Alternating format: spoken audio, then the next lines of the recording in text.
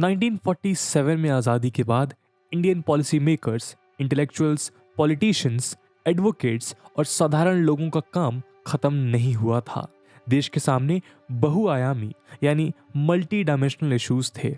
शिक्षा और रोजगार से लेकर लिंग आधारित यानी जेंडर और सेक्स बेस्ड इश्यूज के अलावा किसानी, इंडस्ट्रियल डेवलपमेंट जैसे कई इकोनॉमिकल मैटर्स थे जिन पर गवर्नमेंट को फोकस करना था। पिछले 75 ईयर्स में कई एस्पेक्ट्स में तरक्की करने के बाद भी बहुत सारे पहलू आज भी बाकी हैं जिन पर तेजी से काम होने की जरूरत है। ये तो सरकार द्वारा सैकड़ों प्रोजेक्ट्स पर काम किया गया है। इसमें IITs, IIMs, ISC, ISRO, DRDO etcetera institutions, schemes और प्रोजेक्ट्स रहे हैं जिन पर इंडिया का ओवरऑल डेवलपमेंट बहुत हद तक आधारित रहा है। पर आज भी इंडिया डेवलप्ड नेशंस की गिनती में नहीं है और इसका मतलब यह है कि देश में आज भी बहुत काम बाकी है। फार्मिंग से जुड़े प्रोजेक्ट्स में बात करें तो किसानी से जुड़े कई प्रोजेक्ट्स हमारे किसान भाइयों को मदद करते आ रहे हैं। हालांकि आज हम इस वीडियो में 15 ऐसे प्रोजेक्ट डिस्कस करने वाले हैं जो वर्तमान में भारत की इकोनॉमी और ग्लोबल प्रेजेंस को शेप करते हुए अपनी छाप छोड़ रहे हैं। लेकिन दोस्तों, आगे बढ़ने से पहले आपको बता दूं कि video UPSC mains GS paper 2 और 3 के मद्देनजर इंपॉर्टेंट रहने वाला है, इसलिए वीडियो एस्पिरेंट्स के लिए भी बहुत इंपॉर्टेंट है। आइए अब शुरू करते हैं आगे का डिस्कशन। दोस्तों, जैसा कि आप सबको पता है कि स्टडी IQ ने हमेशा से अफोर्डेबल क्वालिटी एजुकेशन पे फोकस किया है और एक बार फिर से आपकी तैयारी को अफोर्डेबल बनाने के लिए स्टडी IQ के कोर्सेज पे मिलने जा रहा है आपको भारी डिस्काउंट मंथ एंड सेल के अंतर्गत from 27th to 30th May. Study IQ के कोर्सेज सिर्फ अफोर्डेबिलिटी के मामले में ही नहीं बल्कि क्वालिटी पॉइंट ऑफ व्यू से भी बेस्ट वैल्यू प्रोवाइड कराते हैं, जहां आपको मिलती है बेस्ट फैकल्टीज के प्री+ मेंस के videos, PPTs, MCQs, current affairs programme और रिवीजन के लिए एप्रोप्रिएट कंटेंट। ये सब कुछ मिलेगा आपको ऑलमोस्ट हाफ प्राइस पे। बस आपको जाना है स्टडी IQ की वेबसाइट पे और यूज करना है कोड AGFlash और उसके बाद आप अपनी तैयारी को दे पाएंगे स्टडी IQ के कोर्सेज से नई उड़ान, क्योंकि अब तैयारी हुई अफोर्डेबल।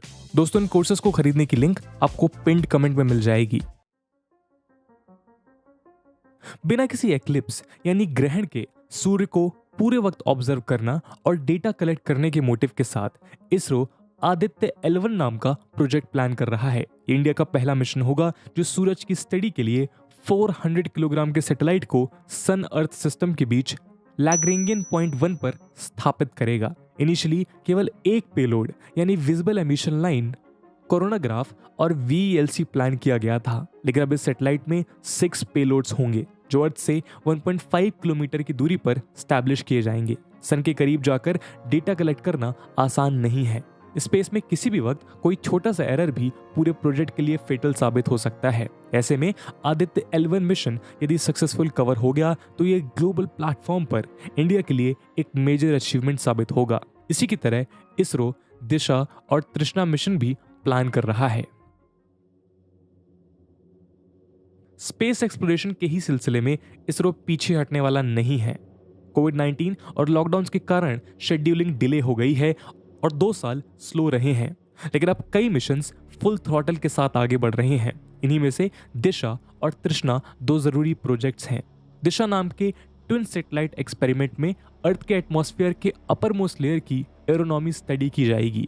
दिशा यानी distributed and quite type system at high altitude earth की सरफेस से 450 किलोमीटर ऊपर रहकर अर्थ की उस लेयर को स्टडी करेगा जो स्पेस शुरू होने से एकदम पहले आती है, यानी अर्थ की आखिरी लेयर को। इसके लिए 2 सैटेलाइट स्टैब्लिश होंगी। इसके अलावा तृष्णा नामक प्रोजेक्ट फ्रांस के CNES के साथ एक जॉइंट मिशन होगा जो अर्थ की लैंड सरफेस की एक्यूरेट मैपिंग करेगा। इससे natural resources assessment, urban areas, forest, snow etcetera जैसे कई जगहों की मैपिंग की जाएगी। रिपोर्ट्स के मुताबिक इंफ्रारेड टेक्नोलॉजी का यूज कर ये मैपिंग अब तक की सबसे सटीक मैपिंग होगी। मैपिंग करने की ही डायरेक्शन में इंडियन गवर्नमेंट कुछ ऐसे प्रोजेक्ट्स भी इंप्लीमेंट कर रही है जो देश और दुनिया में रहने वालों के जीवन को आसान बनाने के लिए बिजनेस अपॉर्चुनिटीज, इकोनॉमिक डेवलपमेंट और इंडस्ट्रियल डेवलपमेंट के लिए भी मेजर बूस्ट होगा। उसमें से एक प्रोजेक्ट है भारतमाला।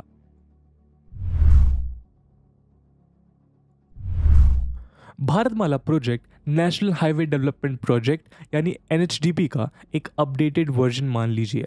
इसके अंडर में सेंट्रल गवर्नमेंट करीब 50,000 किलोमीटर के रोड्स, हाईवेज, एक्सप्रेसवेज एक्सेट्रा बनाने का लक्ष्य रखती है। इस प्रोजेक्ट से economic corridors, border areas, remote areas को कनेक्टिविटी मिलेगी, जिससे कार्गो के मूवमेंट में तेजी आएगी और एक्सपोर्ट्स बूस्ट हो सकेगा।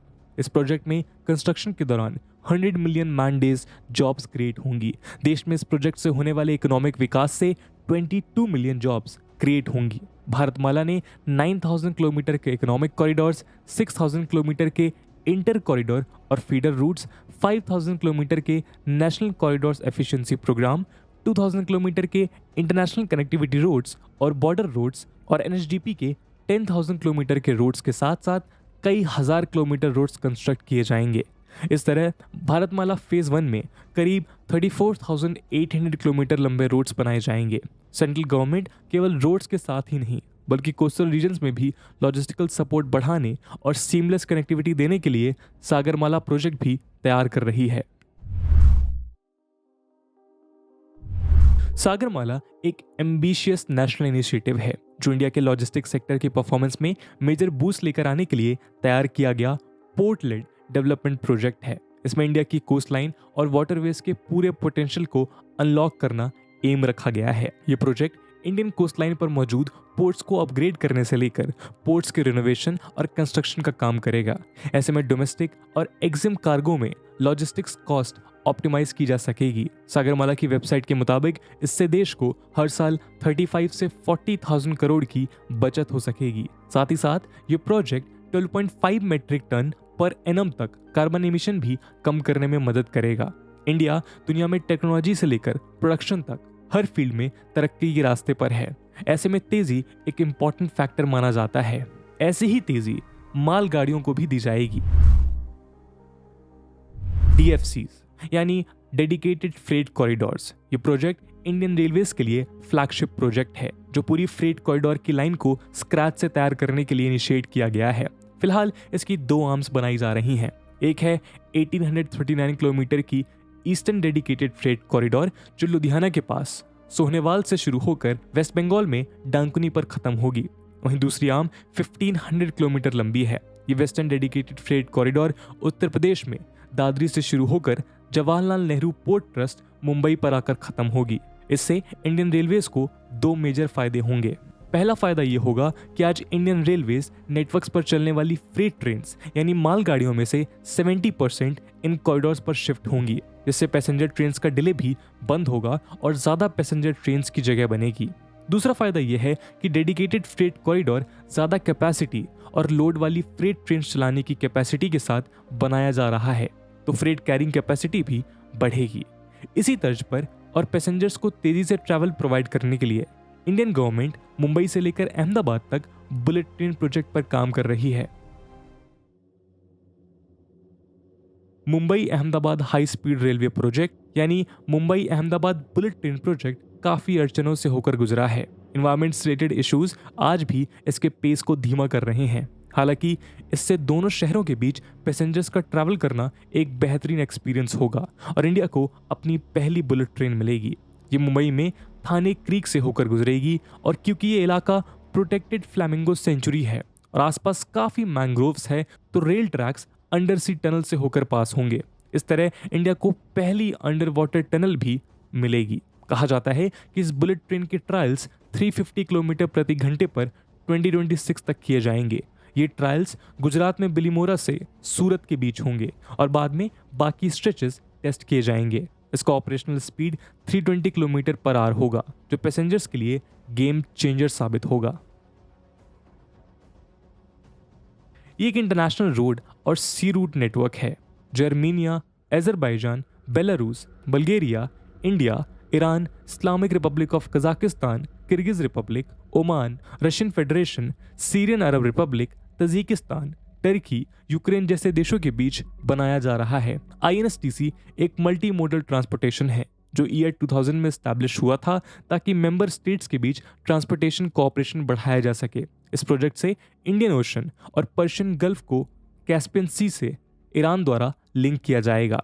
ये शिप, रेल और रोड का एक रूट है जो ट्रेड कनेक्टिविटी बढ़ाने में मुंबई, मॉस्को, तेहरान, बाकू, बंदर अब्बास, अस्त्रखान और बंदर अंजली के बीच कैटलिस्ट का काम करेगा। ये प्रोजेक्ट भले ही पूरी तरह से इंडिया में नहीं बन रहा है, लेकिन इससे इंडिया की कनेक्टिविटी होना और इंडियन ओशन रीजन में इंडिया के स्ट्रेटेजिक पोजीशन से ये एक मेजर जियोपॉलिटिकल मुद्दा बन जाता है। वर्ल्ड वन टावर मुंबई की लोढ़ा पैलेस में 3 सिग्नेचर रेसिडेंशियल टावर्स में से एक है, जो 17 एकड़ डेवलपमेंट मास्टर प्लान का हिस्सा है। मुंबई दुनिया के मेजर शहरों में से एक है और ये टावर इंडिया का हाईएस्ट स्काई स्क्रैपर है। हालांकि दुनिया में इसकी रैंकिंग 276 बताई जाती है। इस प्रोजेक्ट को 2011 में शुरू किया गया था और 2019 में इसका कंस्ट्रक्शन पूरा हो चुका है। वर्तमान में ये इंडिया की सबसे ऊंची रेजिडेंशियल बिल्डिंग है। शुरुआती दौर में इस प्रोजेक्ट को दुनिया की सबसे ऊंची बिल्डिंग तैयार करने के इरादे से शुरू किया गया था। इसमें 114 स्टोरीज होनी थी। हालांकि ऐसा नहीं हुआ क्योंकि एयरपोर्ट अथॉरिटी ऑफ इंडिया ने इसकी इजाज़त नहीं दी। एयरपोर्ट अथॉरिटी ऑफ इंडिया को ये भी ध्यान रखना होता है कि एरोप्लेन्स को नेविगेशंस बिना किसी रुकावट के मिलता रहे। नेविगेशन और मैपिंग की बात करें तो इंडियंस को इंडियन गवर्नमेंट ने NAVIC नाम का तोहफा दिया है।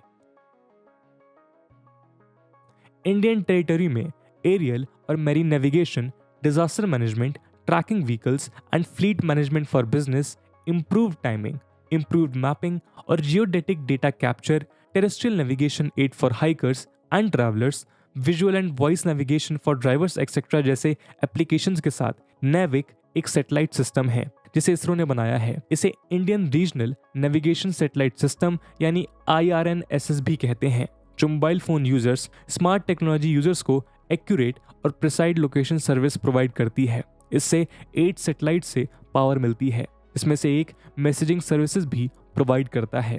इसरो के मुताबिक ये एक independent region navigation satellite system है जो एक तरह से इंडिया का खुद का GPS है। ये प्रोजेक्ट इंडियन सेल्फ रिलायंस के गोल को टेक्नोलॉजी की फील्ड में एक्सटेंड करता है।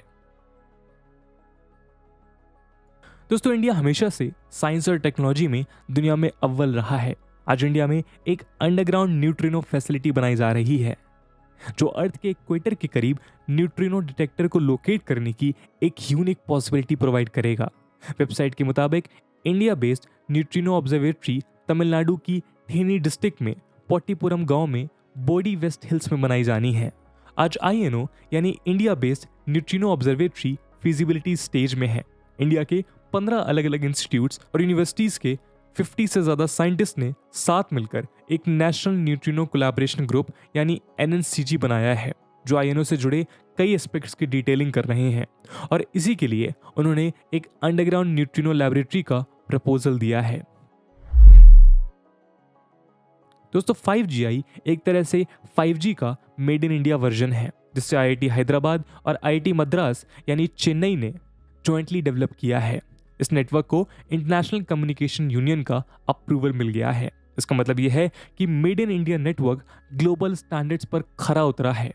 ये 5G की ही तरह सेम ब्रांड्स और स्पेक्ट्रम पर ऑपरेट होगा, लेकिन ये 5G से अलग है। 5GI लोअर फ्रीक्वेंसी पर ज्यादा रेंज प्रोवाइड करेगा और कॉस्ट इफेक्टिव भी होगा। इंडियन गवर्नमेंट का ये कदम इसलिए इंपॉर्टेंट है क्योंकि ये 5G की कनेक्टिविटी रूरल इंडिया तक पहुंचाने में हेल्प करेगा और टेलीकॉम कंपनीज का स्कोप देश में बढ़ाएगा। आज करीब करीब हर एक काम इंटरनेट पर हो रहा है। इसके लिए रूरल इंडिया को अपग्रेड करना बेहद जरूरी हो जाता है। 5GI इसी डायरेक्शन में एक स्मार्ट मूव है। कोविड-19 पैंडेमिक के शुरू होने के बाद हमने देखा कि दुनिया में टीकों यानी वैक्सीन को लेकर एक रेस शुरू हुई है। जो देश टेक्नोलॉजीज की हेल्प से वैक्सीन डेवलप कर सकते थे, उन्होंने कैंडिडेट्स यानी इंस्टीट्यूट्स, साइंटिस्ट, प्राइवेट कंपनीज को वॉर फुटिंग पर हेल्पिंग मेजर्स प्रोवाइड किए। इंडिया ने इस रेस में भी कई परचम लहराए हैं। हम देख ही रहे हैं कि पिछले 2 सालों में इंडिया न केवल वैक्सीन मैन्युफैक्चरिंग हब बना बल्कि खुद वैक्सीन डेवलप भी की। वैक्सीन मैत्री प्रोग्राम के अंडर कई सारे देशों और UN मेंबर कंट्रीज को वैक्सीन प्रोवाइड की। ये प्रोजेक्ट कोई एक प्रोजेक्ट नहीं है बल्कि एक अम्ब्रेला प्रोजेक्ट माना जा सकता है। भारत बायोटेक और Indian council of medical research और नेशनल इंस्टीट्यूट ऑफ वायरोलॉजी के साथ मिलकर कोवैक्सीन तैयार की थी। ये एक इंडिया मेड वैक्सीन थी जिसे कई यूनाइटेड नेशंस मेंबर्स में भेजा गया था। यूं तो इंडिया में वैक्सीनेशन और मेडिकल साइंस का हजारों साल पुराना इतिहास है, लेकिन यदि हम करंट सिनेरियो की बात करें तो इंडिया मेडिकल साइंसेज में उन गिने चुने देशों में से एक है जो इनोवेशन से लेकर मैन्युफैक्चरिंग तक करने की क्षमता रखता है। कृषि भारत की रीढ़ की हड्डी है। आज भी इंडिया की मेजर पॉपुलेशन फार्मिंग और फार्मिंग रिलेटेड एक्टिविटीज पर अपना जीवन यापन करती है। ऐसे में हम इस सेक्टर को नजरअंदाज कर तरक्की के बारे में नहीं सोच सकते। सेंट्रल गवर्नमेंट आज फार्मिंग सेक्टर में टेक्नोलॉजी, इनोवेशन और कैपिटल इन्वेस्टमेंट के साथ एक ओवरऑल डेवलपमेंट का रास्ता तैयार कर रही है। इस सेक्टर में कई प्रोजेक्ट्स और स्कीम्स लागू हैं, जिनमें ई नाम यानी e national agriculture market, national mission for sustainable growth, NMSA, प्रधानमंत्री कृषि सिंचाई योजना, PMKSY, प्रधानमंत्री फसल बीमा योजना, PMFBY, ग्रामीण भंडारण योजना, national scheme on welfare of fisherman and micro irrigation fund और MIF जैसी कई स्कीम्स और प्रोजेक्ट्स फार्मर्स को सपोर्ट कर रहे हैं। इन स्कीम्स में फार्मर्स को subsidies, technological support, equipment, awareness और फंडिंग की परेशानी रहित व्यवस्था जैसी हेल्प शामिल हैं। आज इंडिया रिन्यूएबल एनर्जी को लेकर जो कदम उठा रहा है, उसमें यदि सतत मेहनत होती रहे तो आने वाले दशकों में हम सस्टेनेबल एनर्जी का एक बेहतरीन एनवायरनमेंट क्रिएट कर सकते हैं। ये मॉडल बाकी देशों के लिए भी यूजफुल हो सकता है। 2010 में लॉन्च हुआ Jawaharlal Nehru national solar mission या national solar mission government of India और स्टेट गवर्नमेंट्स का एक ऐसा इनिशिएटिव है जिसमें इंडिया को सोलर पावर में वर्ल्ड लीडर बनाने का ऑब्जेक्टिव रखा गया था। इसके 3 फेजेस थे जो 2022 तक कंप्लीट होने थे। ये मिशन अब तक 2 बार रिवाइज हुआ है और अब 2022 तक 100 गीगावाट एनर्जी सोलर पावर से जनरेट करने का लक्ष्य है। इसमें पूरे देश में पॉलिसी मेकिंग और एनर्जी क्रिएशन पर फोकस किया जाना है। हर फेज में पॉलिसीज का सपोर्ट प्रोवाइड किया गया है। आज इंडिया में 40 से ज़्यादा सोलर पार्क्स हैं जो 10 मेगावाट एनर्जी प्रोड्यूस करते हैं। इंडिया में भाडला सोलर पार्क राजस्थान दुनिया का सबसे बड़ा सोलर पार्क है। इसके अलावा Indian government office spaces, residential apartments, villages, farming land etcetera पर भी सोलर पैनल्स इंस्टॉल करने और यूज करने को बढ़ावा दे रही है। यही नहीं, प्रधानमंत्री किसान ऊर्जा सुरक्षा एवं उत्थान महाअभियान यानी PM कुसुम स्कीम के अंडर लोगों को सोलर पार्क्स इंस्टॉल करने और एक्स्ट्रा एनर्जी गवर्नमेंट को बेचने का भी रास्ता दे रही है। तो दोस्तों, ये थे वो इंपॉर्टेंट प्रोजेक्ट्स जो इंडिया की दिशा को चेंज कर सकते हैं। हो सकता है कि इसमें कुछ प्रोजेक्ट्स मिसिंग हो, और अगर आपको लगता है कि ऐसे कोई प्रोजेक्ट हैं जो इस लिस्ट में इंक्लूड होने चाहिए तो कमेंट सेक्शन में ज़रूर बताइएगा, उनके बारे में हम अलग से बात कर सकते हैं। दोस्तों, ये प्रोजेक्ट्स इंडिया के एक मल्टी डायमेंशनल सोशियो इकोनॉमिक विकास के लिए तो इम्पॉर्टेंट हैं ही, साथ ही साथ ये प्रोजेक्ट भारत को ग्लोबल रेस में भी आगे रखने में हेल्प कर रहे हैं। इस पूरे वीडियो को लेकर आपका क्या ओपिनियन है, कमेंट सेक्शन में ज़रूर बताइएगा। आज की वीडियो के लिए इतना ही। आई होप आपको वीडियो पसंद आई होगी, और अगर पसंद आई है तो अपने दोस्तों के साथ शेयर करना बिल्कुल मत भूलिएगा। हम मिलते हैं अगले वीडियो में, तब तक के लिए जय हिंद, जय भारत।